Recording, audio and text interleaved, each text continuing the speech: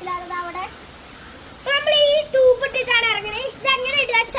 നമ്മള് ഈ ഭാഗം പിടിച്ചൊന്ന് പ്രസ് ചെയ്തിട്ട് ഉണ്ടെങ്കിൽ ഇങ്ങനെ വലിയൊരു ഹോളാവും. അതിൻ്റെ ഉള്ളിൽ കൂടെ അങ്ങനെ കഴുകി വെക്കുക. അതേപോലെ ഇപ്പുറത്ത് അതേപോലെ ചെയ്യാം.